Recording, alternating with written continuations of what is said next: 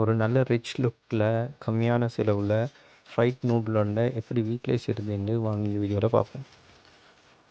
இதுக்கு நீங்கள் யூஸ் பண்ணுற மேகியோ இல்லாட்டி கொத்தமல்லியோ என்ன சரி ஒன்று எடுத்துக்கோங்க.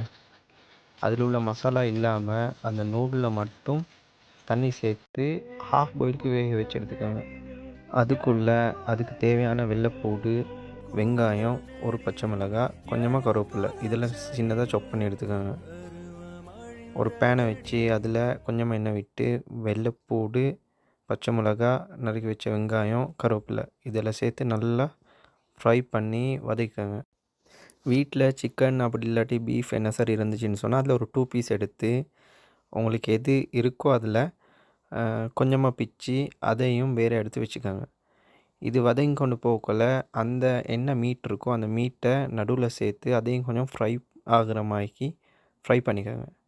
இப்படி ஃப்ரை ஆகி கொண்டு போகக்குள்ள அந்த மேகி மசாலாவில் இருந்த அந்த ஆயிலோ அப்படி இல்லாட்டி சில்லி பேஸ்ட்டோ அதை சேர்த்து அதையும் கொஞ்சம் நல்லா கிண்டி விட்டு அதையும் ஃப்ரை பண்ணி விட்டுருங்க.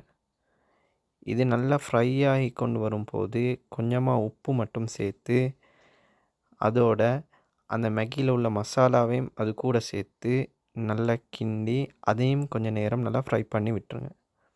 இது நல்லா ஃப்ரை ஆகி கலர் மாறி வரும்போது அந்த நீங்கள் பாயில் பண்ணி வச்சுருக்கிற நூடுலை சேர்த்து நல்லா கிண்டி எல்லாம் மிக்ஸ் ஆகிற மாதிரிக்கு மிக்ஸ் பண்ணிக்கோங்க. இது பெரிய டைம் ஒன்று எடுத்து செய்கிற ஒரு ஃபுட் ஒன்று இல்லை, ஆனால் நல்ல ரிச் லுக் ஒன்று கொடுத்து நாங்கள் ஷாப்பில் வாங்கி திங்கிறத போல் சாப்பிட்றத போல் ஒரு டேஸ்ட் ஒன்று கிடைக்கிற ஒரு டிஷ்ஷாக அமையும்.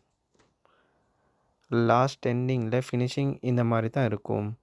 அதனால் எல்லோரும் கண்டிப்பாக ட்ரை பண்ணுங்கள். வீடியோ பிடிச்சிருந்தால் லைக் பண்ணுங்கள், ஷேர் பண்ணுங்கள், பேஜை மறக்காமல் சப்ஸ்கிரைப் பண்ணுங்கள்.